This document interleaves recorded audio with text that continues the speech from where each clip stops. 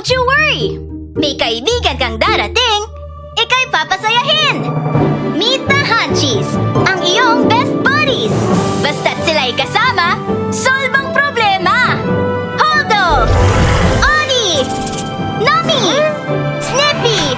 At si Ira! Mag-ingat lang kay Luther dahil ang dala niya ay danger! Meet the Hunchies, ang iyong best buddies! You and the Hunchies snack hansily ever after! Mahilig si Lisa magbasa. Anytime, anywhere, lagi siyang may binabasang libro. This time, sobrang exciting ng binabasa niyang libro.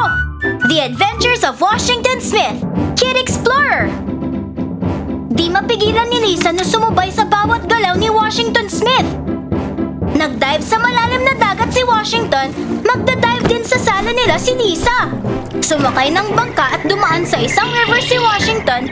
Ginawa namang bangka ni Lisa ang sofa nila. Humarap sa isang dangerous na kalaban si Washington, kaya naman si Lisa lumaban din. Sa sobrang excitement, natamaan ni Lisa ang pinakaiingatan na family picture ni Mommy. Nahulog ito sa sahig at nasira ang frame. Oh no! Habang di alam ni Lisa ang gagawin, biglang lumabas si Luther, ang creature na laging may masamang balak. Sinabi niya kay Lisa na wala namang nakakita sa nangyari. Kaya okay lang na hindi niya sabihin kay Mommy ang tunay na nangyari. Tumingin si Lisa sa paligid niya. Tama si Luther, walang nakakita sa kanya. Siguro okay lang na di ko sabihin, ang isip ni Lisa.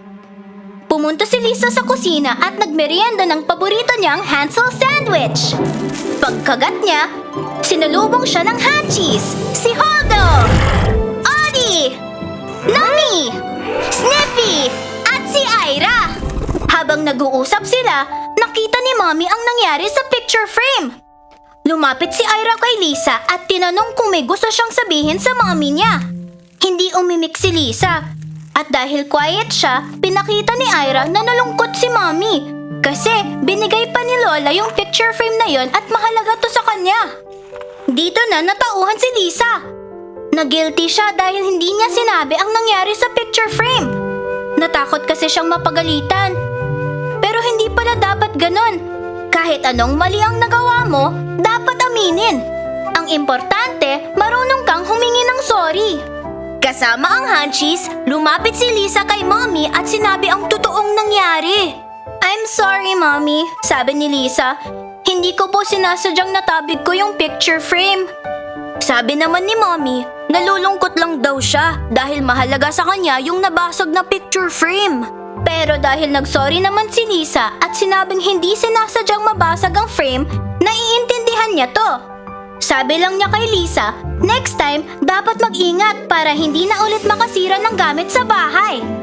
Opo, Mommy, mag-iingat na po ako lagi. Tsaka magiging honest din po ako parati. Promise ni Lisa. Sinubukang ayusin ni Lisa at Mommy niya ang picture frame. At pagkatapos, sabay silang nagmerienda ng paborito nilang Hansel sandwich. And they snack hansily ever after.